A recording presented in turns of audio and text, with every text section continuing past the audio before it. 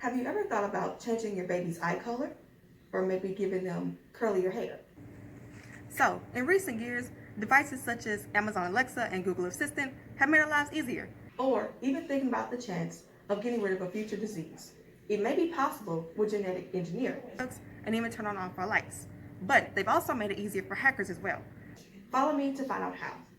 So, I've asked students about how they feel about their devices possibly being hacked. I feel that it's crazy that these people's devices are getting hacked, but at the same time, it's not really surprising. But these companies really have way too much money for people's phones and stuff like that to be hacked. But as long as my stuff don't get hacked, it's all good. So, how do you feel about your device possibly being hacked? Well, like anybody else, I'll definitely be upset because I paid good money for all my products as far as my phone, tablet, and everything else. It would just make me really upset the fact that someone would just hack into my property and just do what they want with it. It's just that easy to get. So I really hate those hackers who would do something like that. Technology and research, scientists have made a way to create the perfect child. The company CRISPR has evolved genetic engineering modification that can change the genes of an unborn child. Similar to the method of IVF, or in vitro fertilization, the embryo's DNA is changed within the mother's womb, according to researcher Kevin Smith at the University of Scotland. Some DNA can even be clipped and replaced. Possible benefits of genetically modified children are reducing the risk of family diseases, such as cardiovascular disease and sickle cell anemia. However, others might want to use this for cosmetic purposes, such as making the child shorter or taller, having a smaller nose, or even changing their intelligence level. But the big question, is this ethical? Let's hear some opinions. Do you think designer babies are ethical? Well, I personally believe that the design babies are not only unethical, but also seems unrealistic.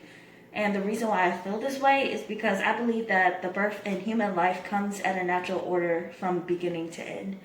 The science behind the modification would disrupt the expectations of when we look into the babies and what we want or what we do want within the babies. And this is a way of showing that we are already in control of what our children's lives will be instead of letting things go and flow. I personally don't think they're an ethical choice just because of the fact that we as humans are not supposed to have control over the traits that we pass down to the next generation.